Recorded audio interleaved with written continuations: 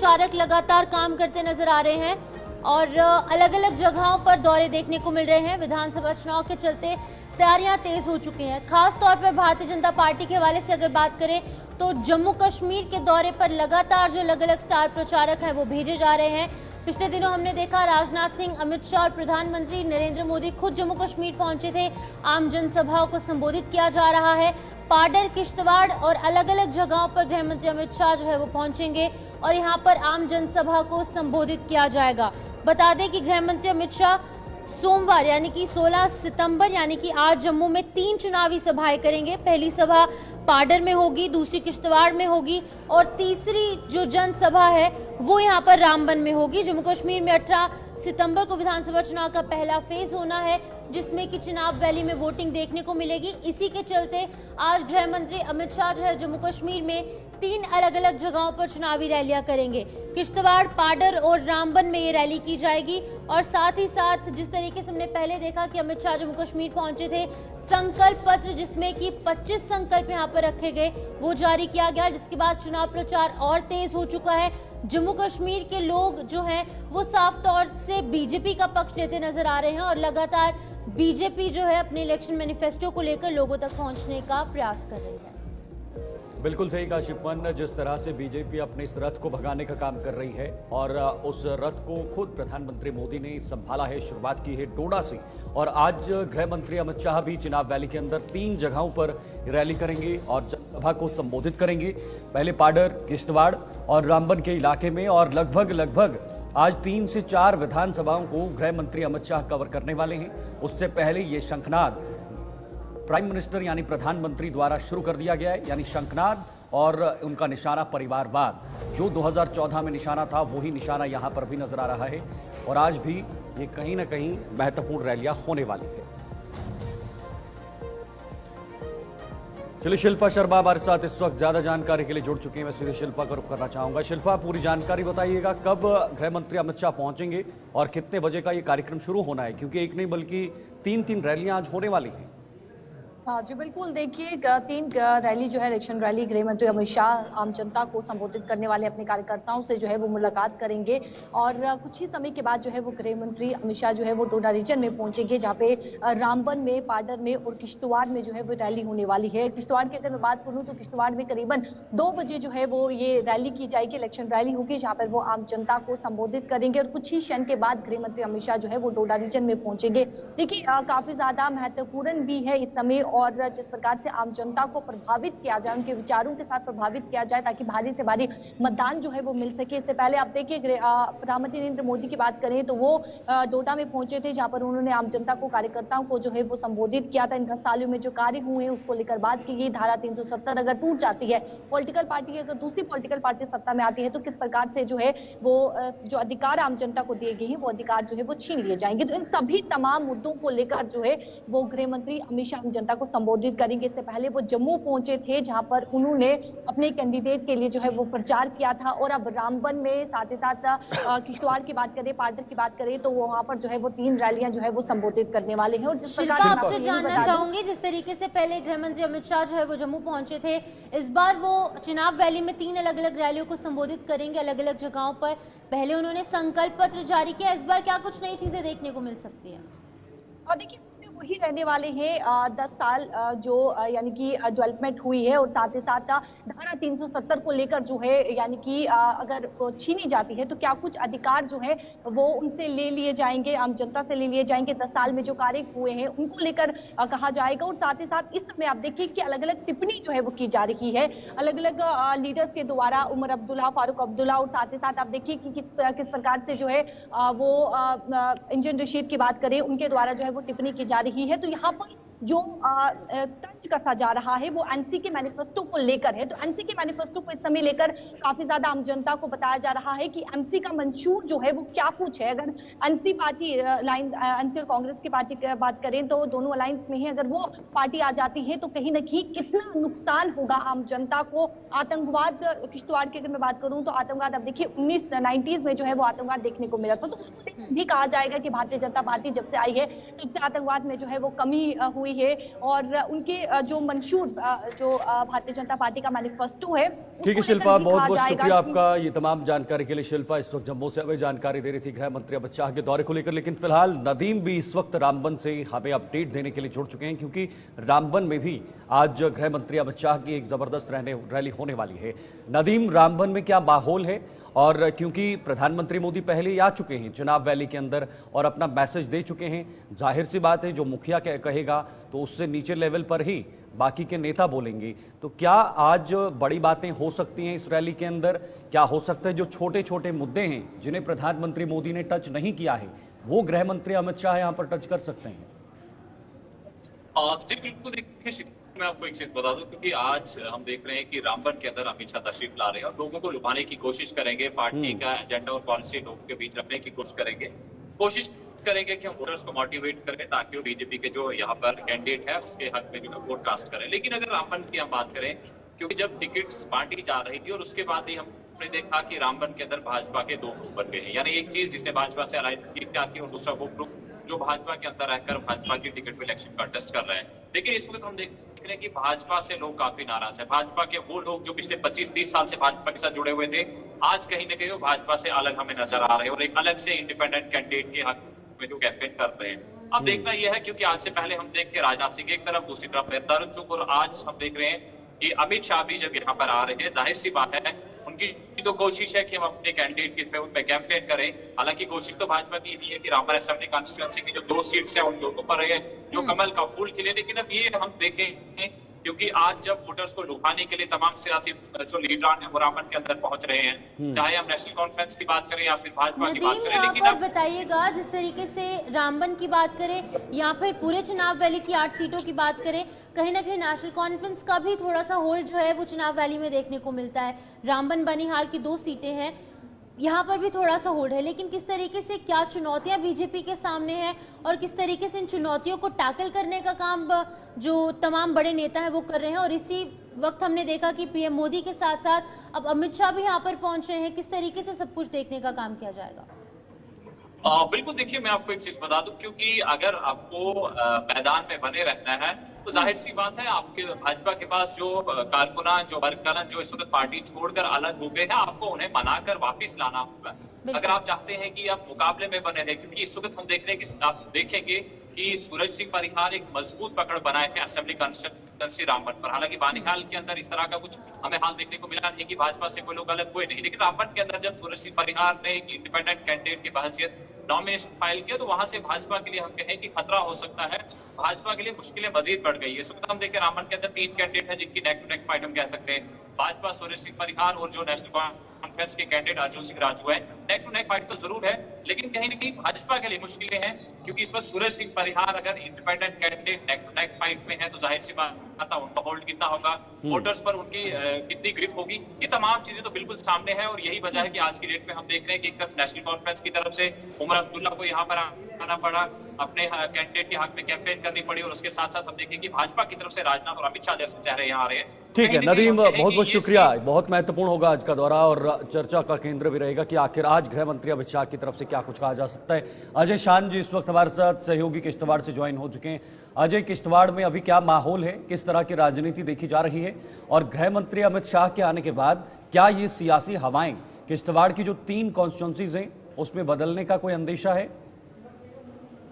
किश्तवाड़ में जो किश्तवाड़ कॉन्स्टिट्यूंसी यहाँ सीधा नेशनल कॉन्फ्रेंस और भाजपा के प्रत्याशी के बीच मुकाबला है, वही स्थिति हम पार्डर की कॉन्स्टिट्यूंसी में देख रहे हैं। हालांकि जो इंदरवाल है वहाँ पर ट्रायंगल कंटेस्ट हो रहा है, लेकिन कहीं ना कहीं बीजेपी अपनी पेट बनाए हुई है। और जहाँ तक अमित शाह की रैली की बात है तो प्रयास भाजपा की यही है कि जो स्टार कैंपेनर्स आए, क्योंकि डोडा में जब नरेंद्र मोदी आए वहाँ पे उत्साह देखा गया, आज अमित शाह किश्तवाड़ और पार्डर में रैली करने वाले हैं तो काफी उत्साह लोगों में देखा जा रहा है। तो कहीं ना कहीं भाजपा इस सब को भुनाने के प्रयास में है और वो सफल भी हो रही है। तो एक कड़ा मुकाबला किश्तवाड़, पार्डर और इंदरवाल में देखने को मिल रहा है। लेकिन हम कह सकते हैं कि बीजेपी को कहीं ना कहीं एज जरूर मिल रही है, जिस प्रकार से स्टार कैंपेनर उनके बार बार आके रैली कर रहे हैं। क्योंकि हमने देखा कि नेशनल कॉन्फ्रेंस कांग्रेस की तरफ से इस प्रकार की कोई रैली नहीं की गई है। उमर अब्दुल्ला का दौरे पार्डर में जरूर हुआ, दूसरे इलाकों में हुआ, लेकिन किश्तवाड़ में उनके एकदम से हम कह सकते हैं कि कैंपेनिंग अंडरग्राउंड चल रही है, लेकिन ओपन रैली कोई देखने को नहीं मिली, तो जिसके चलते कहीं ना कहीं उसका प्रभाव भाजपा के फेवर में जाता हुआ हमें नजर आ रहा है। ठीक है, जो मैं आपसे जानना चाहूंगी, जिस तरीके से अगर हम किश्तवाड़ की 3 सीटों की बात करें, इंद्रवाल है, किश्तवाड़ है, पाडर है, 3 सीटें हैं। किश्तवाड़ सीट से शगुन परिहार को जो है यहाँ पर कैंडिडेट खड़ा किया है और प्रधानमंत्री नरेंद्र मोदी ने खुद काफी ज्यादा तारीफ जो है वो शगुन परिहार की है, क्योंकि वो एक पीड़ित फैमिली से भी बिलोंग करते हैं। उसी के साथ साथ सुनील शर्मा, वो भी काफी ज्यादा प्रभावित चेहरे हैं किश्तवाड़ के। तो किस तरीके से समीकरण बन सकते हैं पूरे किश्तवाड़ की 3 सीटों को लेकर? बिल्कुल, आज आप किसी से बात करो तो विशेष चर्चा इन 2 सीटों की हो रही है। शगुन परिहार जो कि 1 महीना पहले किसी को इसको जानता नहीं था, लेकिन एकदम से वो इतना ट्रेंड कर रही है, स्टार के रूप में, एक सेलिब्रिटी के रूप में उसका स्वागत जगह जगह हो रहा है। जहां वो जा रही है लोगों की आंखों में आंसू देखे जा रहे हैं। तो जो सुनील शर्मा है उनकी तो अपना ग्रोथ पे इतनी पकड़ है कि वो जहां भी जाते हैं भीड़ उनके पीछे आ जाती है। तो बिल्कुल अजय जी, जिस तरह से हमने पिछले दिनों में देखा, एक म्यूचुअल डिफरेंसेस जो बीजेपी के अंदर बना, एक तनाव या आपसी मतभेद जिसे कहा जा सकता है, अंतरकलह कही जा सकती है, चुनाव वैली में इसका सबसे ज्यादा इफेक्ट देखा गया था क्योंकि पहले चरण में मतदान है। इस डैमेज को कंट्रोल करने के लिए क्या गृह मंत्री अमित शाह का एक मूल मंत्र होगा कार्यकर्ताओं के लिए? देखिए, जहां तक पार्टी के अंदर अंतरकलह की बात है, वो इनिशियल स्टेज में जरूर थी, लेकिन आज की डेट में हम कह सकते हैं कि पार्टी का सारा कैडर एकजुट होकर चुनाव लड़ रहा है। अंदर मन के अंदर उनकी नाराजगियां जरूर हैं, हालांकि पब्लिकली उनकी कोई नाराजगी सामने नहीं आई है। एक जो युवा नेता थे उन्होंने पार्टी से जरूर किनारा किया है, लेकिन उनके साथ भी जो लोग चल रहे थे अब वो भाजपा में वापस आ चुके हैं। तो कहीं ना कहीं जिस प्रकार से हवा भाजपा ने बनाई है, जो नाराज लोग भी चल रहे थे वो भी अब कहीं ना कहीं चुनाव प्रचार में नजर आ रहे हैं। ठीक है, बहुत बहुत शुक्रिया आपका ये तमाम अपडेट साझा करने के लिए। देखिए, इस वक्त लगातार बीजेपी जो है वो रैलियां कर रही है, बड़े बड़े नेता पहुंच रहे हैं, लेकिन देखना होगा कि जब परिणाम आएंगे तो इन रैलियों का सीधा प्रभाव उन कॉन्स्टिट्यूंसीज पे कितना पड़ेगा जहां पर बीजेपी अपनी मजबूती का दावा पेश कर रही है। एक छोटा सा ब्रेक फॉर लौटते हैं।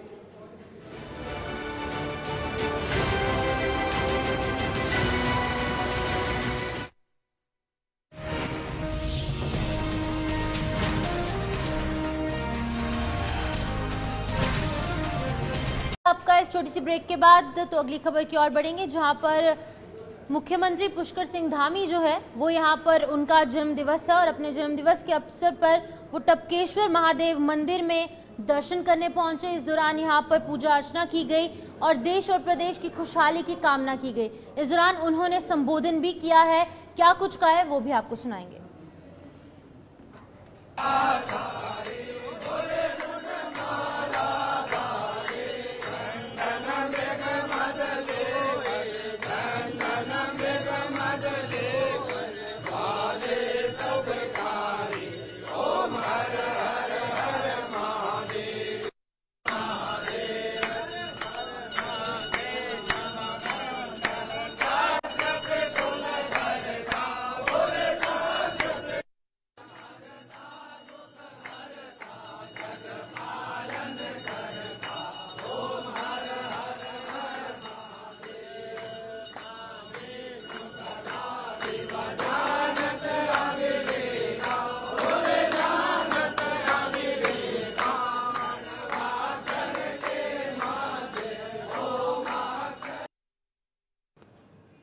जहां पर तस्वीरें आपने साफ देखी किस तरीके से उत्तराखंड के मुख्यमंत्री पुष्कर सिंह धामी जो है उनके जन्मदिवस पर वो टपकेश्वर मंदिर में पहुंचे थे। उन्होंने देश प्रदेश की खुशहाली के लिए कामना की है और साथ ही साथ आपको बता दें कि आज उनका जन्म दिवस है। इस मौके पर उन्होंने पूजा अर्चना की, जलाभिषेक किया और उनके साथ काफ़ी मंत्रिमंडल के जो लोग हैं वो भी मौजूद थे, बड़े अधिकारी मौजूद थे और साथ ही साथ पूरे प्रदेश की खुशहाली की कामना जो है वो मुख्यमंत्री पुष्कर सिंह धामी ने अपने जन्म दिवस के अवसर पर टपकेश्वर महादेव मंदिर में पहुंचकर की है। बिल्कुल, देखिए ये उनके जन्मदिन का अवसर है और इस अवसर पर उन्होंने टपकेश्वर महादेव मंदिर के जाकर दर्शन और पूजन किए हैं, जिसकी तस्वीरें भी आप देख रहे हैं। और जन्मदिन के अवसर पर उन्होंने पूरे प्रदेश वासियों की खुशहाली और उनकी तरक्की विकास के लिए ये अहम बातें कही। देखिए, इस बार हम लोग प्रदेश के अनेक अनेक स्थानों पर आपदा से जूझ रहे हैं और बहुत सारे लोग आपदा में प्रभावित हुए हैं, पीड़ित हुए हैं। और मैंने सभी से अनुरोध किया है कि आज इस दिन सभी आपदा पीड़ितों के पास पहुँचें, उनको हर संभव मदद करें और उनके दुख में हाथ बटाएं, उनकी सहायता करें। और मैं समझता हूँ भगवान की कृपा से ये जो चुनौती आई है आपदा की, यह भी हमारी जल्दी दूर होगी। लेकिन नए उत्तराखंड के निर्माण के लिए किस प्रकार काम कर रही है श्रद्धांजलि की सरकार? को संकल्प लिया आपने लिया है? देखिए, नया उत्तराखंड हमारे प्रधानमंत्री जी ने जो बाबा केदार की भूमि से कहा था कि 21वीं सदी का तीसरा दशक उत्तराखंड का दशक होगा। मैं भगवान से प्रार्थना करता हूँ कि हमारे प्रधानमंत्री जी के उस शब्द चरितार्थ हों, धरातल पर उतरें और हर क्षेत्र में उत्तराखंड प्रगति के शिखर पर। प्रधानमंत्री जी सहित तमाम मंत्रियों की आपको बधाई मिल रही है, केंद्रीय मंत्री की शुभकामनाएं आपको। मैं सभी का धन्यवाद करता हूँ, सबका आशीर्वाद प्राप्त हो रहा है और राज्य की विकास में हम और तेज गति से और ऊर्जा से लगे। कल प्रधानमंत्री जी का जन्मदिन। तो देखिए, जिस तरीके से साफ तौर से मुख्यमंत्री पुष्कर सिंह धामी ने कहा है कि उनके जन्मदिवस के अवसर पर वो यहाँ पर मंदिर में पहुंचे और देश प्रदेश की खुशहाली की कामना की, और साथ ही साथ जो सेंट्रल गवर्नमेंट द्वारा स्कीम्स लाए गए हैं, जो यूसीसी और अन्य जो बड़े ऐतिहासिक फैसले उत्तराखंड के लिए लिए गए हैं, जिस तरीके से लोगों ने इन तमाम फैसलों का स्वागत किया है, इसलिए उन्होंने लोगों का भी शुक्रिया अदा जो है वो अदा किया है। इसी बीच अगली खबर की ओर बढ़ेंगे, जहां पर हरियाणा के हवाले से अगर बात की जाए और साथ ही साथ जम्मू कश्मीर में भी विधानसभा की तैयारियां जो है वो तेज हो चुकी है। बिश्नाह सीट पर चुनाव प्रचार और तेज हो चुका है। अन्य सीटों की तरह बिश्नाह में भी जो है वो राजीव भगत को बीजेपी की तरफ से चुनावी रण में उतारा गया है। कांग्रेस प्रत्याशी नीरज कुंदन भी यहाँ पर चुनाव लड़ते नजर आ रहे हैं।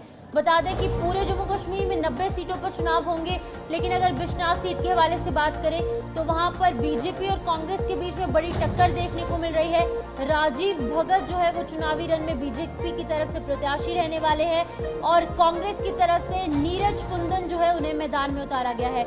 दोनों तरफ जो है वो काफी स्ट्रांग है, लेकिन कैंडिडेट्स के बीच में कड़ा मुकाबला देखने को मिल रहा है। तिलक भगत को बसपा से सीट मिली है और अपनी किस्मत आजमाते वो बिश्नाह सीट से नजर आएंगे।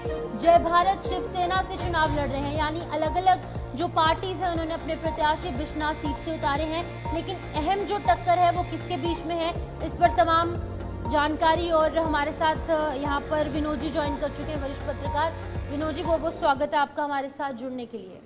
धन्यवाद।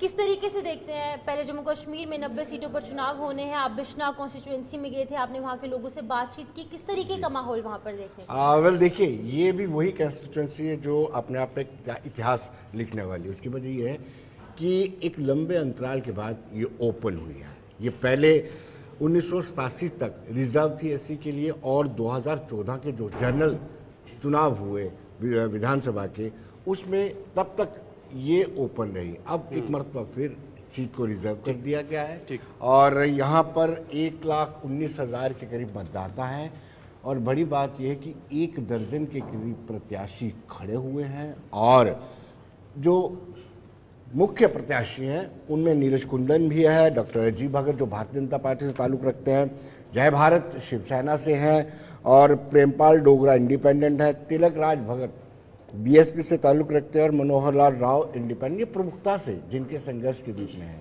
लेकिन वहाँ पर जो मुद्दा ये उठ रहा है कि पैराशूट कैंडिडेट है, नीरज कुंदन पर भी आरोप लगता है, डॉक्टर राजीव भगत पर भी आरोप लगता है, लेकिन नीरज कुंदन जो है वो एक प्रेस्टीज का इशू बन चुके हैं। वो वजह ये है कि एनएसयूआई के राष्ट्रीय अध्यक्ष के तौर पे वो नेशनल प्रेसिडेंट के तौर पे वो काम कर चुके हैं और अब भी यानी जो कांग्रेस की राष्ट्रीय इकाई है उसमें बतौर सचिव काम कर रहे हैं, सेक्रेटरी हैं, एआईसीसी के सेक्रेटरी हैं। तो एक लिए कांग्रेस के लिए ये प्रतिष्ठा का इशू बना हुआ और कांग्रेस पुरजोर कोशिश कर रही है कि नीरज कुंदन को किस तरीके से प्रोजेक्ट किया जाए और ज़्यादा से ज़्यादा यहाँ पर रैलीज की जाए। और मुझे पता है कि नीरज कुंदन के रिलेशन जो गांधी परिवार से वो ज़्यादा अच्छे हैं और वहाँ से प्रियंका वाड्रा भी प्रचार के लिए आ सकते हैं, राहुल भी उस विधानसभा के लिए प्रचार कर सकते हैं। जी बिल्कुल, आपने कहा कि बड़े बड़े नेता प्रचार प्रसार करने आ सकते हैं, लेकिन बीजेपी की क्या स्ट्रैटेजी है, क्योंकि एससी सीट है और विशेषकर एक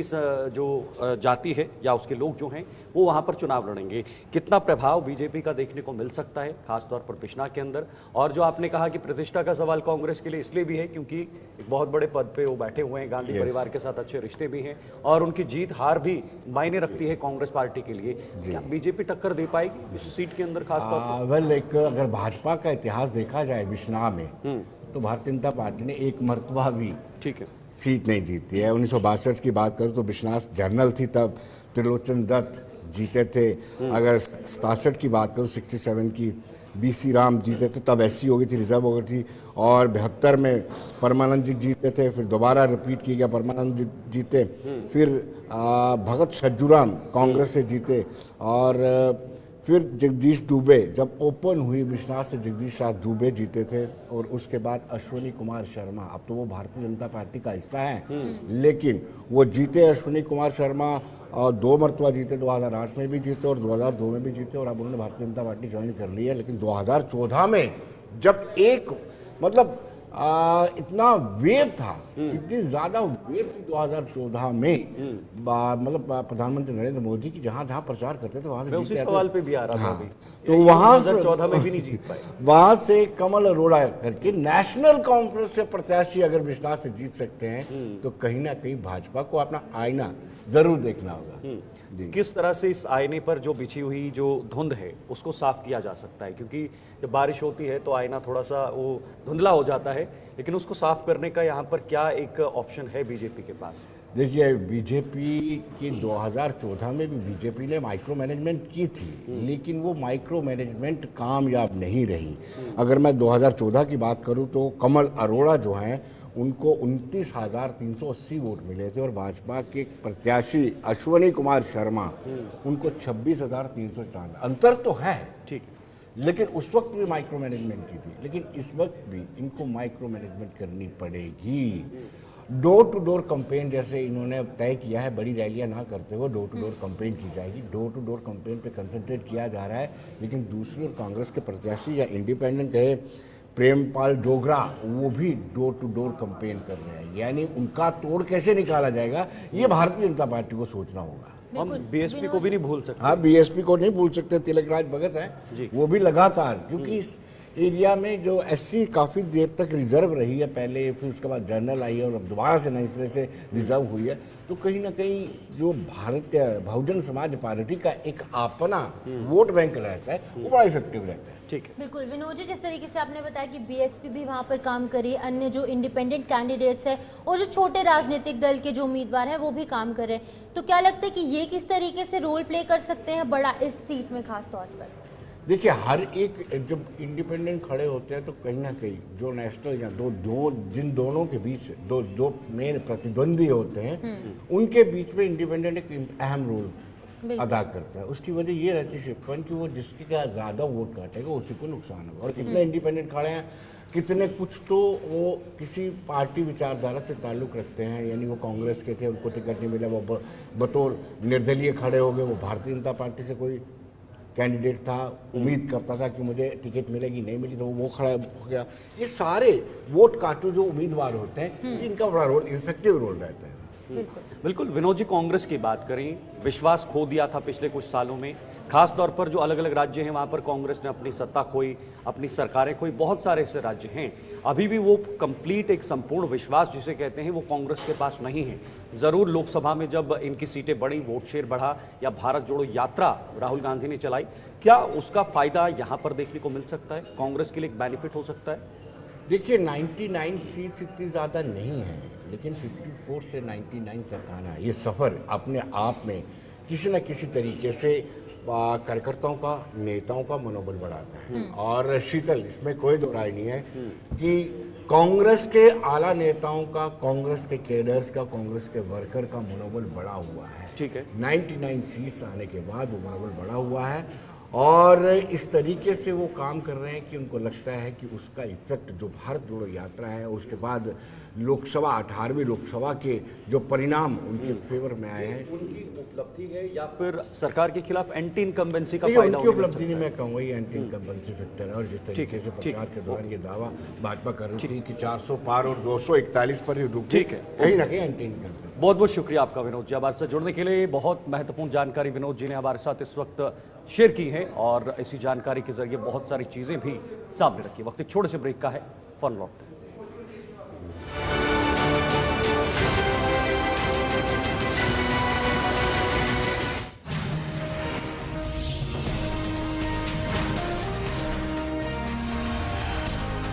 जहां पर आम आदमी पार्टी नेता सौरभ भारद्वाज जो है वो प्रेस कॉन्फ्रेंस कर रहे हैं। आप भी सुनिए क्या कुछ कह रहे हैं। बहुत बड़ी ऐतिहासिक घटना है जो यहाँ पे हो रही है। अब दिल्ली के लोग क्या कह रहे हैं,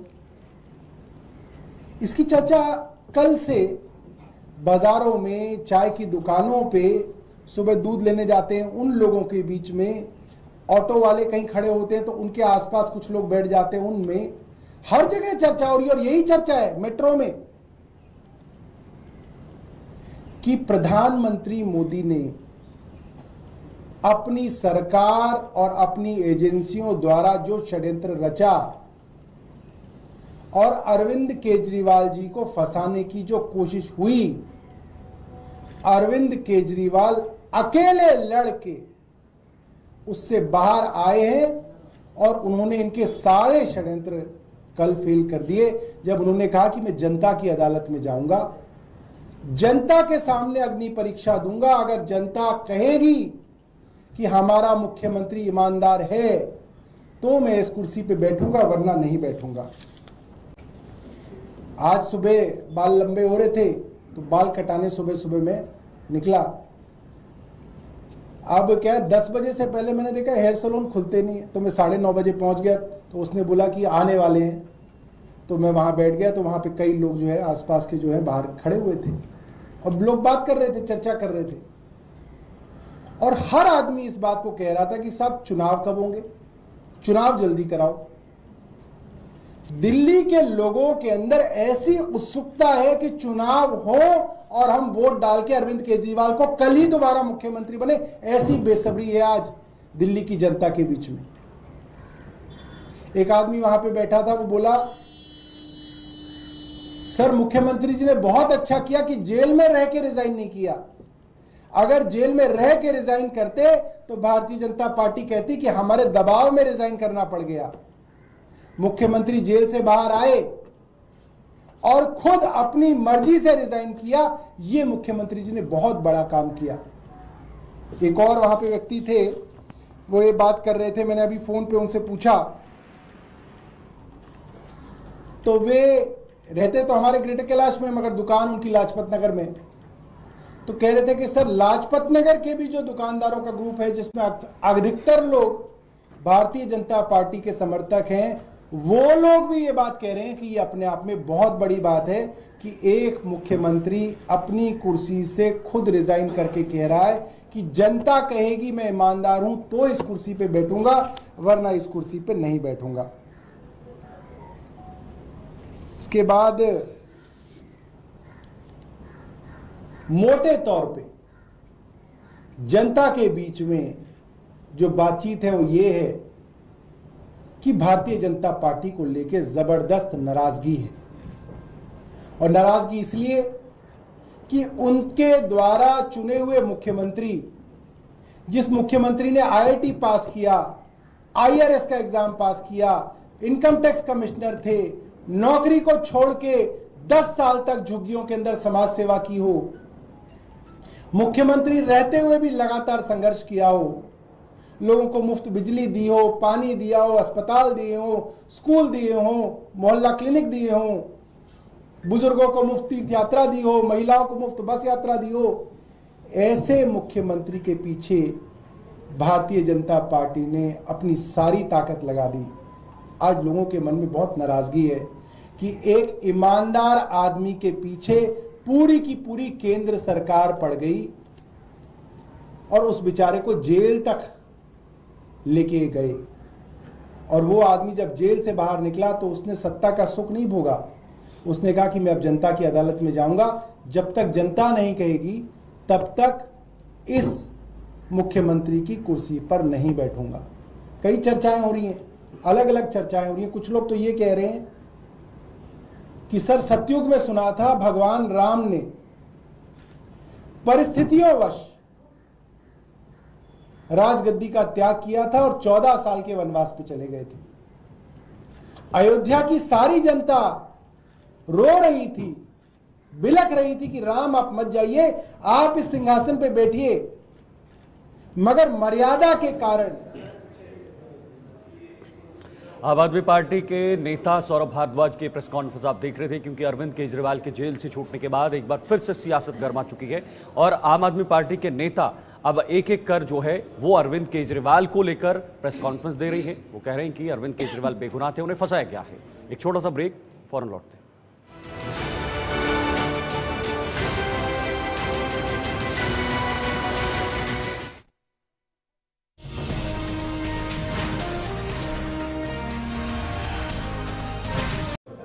चलिए, स्वागत है आप सबका इस ब्रेक के बाद। अगली खबर की ओर बढ़ेंगे, जहां पर अगली खबर संभल से निकलकर सामने आ रही है, जहां पर एक भीषण सड़क हादसा हुआ है। आपको बता दें, उत्तर प्रदेश के संभल में भीषण सड़क हादसा पेश आया।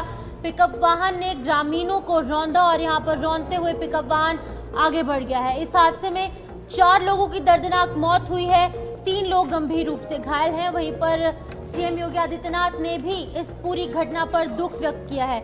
आपको बता दें कि ये घटना रजपुरा थाना क्षेत्र के दीपपुर डांडा अनूप शहर की है, जहां पर कि आज सुबह ग्रामीणों को तेज रफ्तार पिकअप वाहन जो है वो रौंदता हुआ वहां से फरार हो गया और हादसा इतना भयानक था कि इसमें 4 लोगों की मौके पर दर्दनाक मौत हुई और 3 लोग गंभीर रूप से घायल हुए हैं। आपको बता दें कि 2 साल के बच्चे सहित 5 लोग गंभीर रूप से घायल हुए और पुलिस जो है वो मौके पर पहुंची है। और तमाम अपडेट देने के लिए हमारे साथ वीरेंद्र यादव हमारे संवाददाता संभल से ज्वाइन कर चुके हैं। वीरेंद्र, आपसे जानना चाहूंगी, क्या है ये पूरी घटना, किस तरीके से पुलिस इस घटना का संज्ञान लेती नजर आ रही है? जी, मैं आपको बता दूं, बहुत ही बड़ा दर्दनाक सड़क हादसा ये हुआ है और ये जनपद संभल के अनूप शहर गवा हाईवे है, यहाँ पर यह हादसा हुआ है। और हादसा इतना जबरदस्त था कि जो ग्रामीण थे वो खेतों की ओर से सड़क किनारे आ रहे थे। उसी समय एक तेज रफ्तार पिकअप ने उन सभी ग्रामीणों को टक्कर मार दी, जिसमें 9 लोग गंभीर रूप से घायल हो गए, जिनको अस्पताल पहुंचाया गया, जहां पर 4 लोगों की दर्दनाक मौत हो गई और 5 को हायर सेंटर रेफर किया गया। आनन फानन में जो यहाँ के जिला अधिकारी थे डॉक्टर राजेंद्र पेशिया और एसपी कृष्ण कुमार और एडिशनल एसपी जो थी अनुकृति शर्मा भारी पुलिस फोर्स के साथ मौके पर पहुंचे, घटनास्थल का मुआयना किया और यहाँ पर जो घायल थे उनको हायर सेंटर भिजवाया। बताया, अभी सूचना ये मिली है, मैं आपको बता दूं कि एक जो घायल थे उनकी और मौत हो गई है। मृतकों की संख्या जो है वो हादसे में 5 हो गई है और 4 घायलों का हायर सेंटर में इलाज चल रहा है। मैं आपको और बताऊं कि यहाँ पर जैसे ही जो ग्रामीण थे वो अपनी मुआवजे की मांग को लेकर हाईवे पर जो महिलाएं थी वो बैठ गई और हाईवे को जाम कर दिया। यहाँ पर जो अधिकारी थे वो सभी यहाँ पर पहुंचे और उनको समझाकर सरकार से हर संभव मदद का भरोसा देते हुए उनको हटाया गया और उनको भरोसा दिया कि आपको जो सहायता राशि है वो दी जाएगी, जो भी सरकार मदद होगी वो दी जाएगी। और घायलों को जो इलाज है वहाँ पर डीएम साहब ने बताया है कि जो घायल है आपका जानकारी पहुंचाने के लिए एक दुखद मामला आया है, जहां पर पिकअप वाहन का जो एक्सीडेंट हुआ है। फिलहाल छत्तीसगढ़ से बड़ी जानकारी सुकमा से इस वक्त की बड़ी खबर आ रही है। आपको बता दें कि परिवार की 5 लोगों की हत्या का मामला इस वक्त सामने आया है सुकमा से, जहां पर जादू टोने के शक में हत्या को अंजाम दिया गया है। ये शक है, ग्रामीणों ने डंडे से पीट कर हत्या कर दी गई है और 5 आरोपियों को पुलिस ने इस पूरे मामले में गिरफ्तार किया है। देखिए कितना शर्मसार करने वाला मामला ये सामने आया है, जहां पर जादू टोने का शक बताया गया और जादू टोने के शक में मार कर पीट कर जो है वो मौत की नींद सुला दिया। एक ही परिवार के 5 लोगों को मार गिराया है। शिवपन, बिल्कुल, जिस तरीके से अक्सर हम इस तरीके की घटनाएं देखते हैं जहां पर सुपरस्टिशंस के चलते कुछ इस तरीके की घटनाएं होती हैं। और छत्तीसगढ़ के सुकमा से एक और खबर, जहां पर कि 5 लोगों को मार गिराया गया है। तो फिलहाल सुकमा से इस वक्त की बड़ी खबर है और जहां पर ग्रामीणों ने डंडे से पीट कर 5 लोगों को मार गिराया है। एक ही परिवार से सभी लोग ताल्लुक रखते थे और सबसे खास बात यह है, या फिर यूं कहें तो शर्मसार करने वाला मामला, जादू टोने का शक बताया गया है। और जनता बहुत नाराज है। सुकमा गए थे कुछ काम से, फिर उनको बुलाए जल्दी आने के लिए, फिर तो आए, फिर बात करते करते उनको ऐसा स्तर में डाल दिए। कौन कौन था मारने वाले में? गांव के कितने लोग थे होंगे? थे, लेकिन हम दूर थे नहीं देख पाए। गांव के लोग थे? जी थे।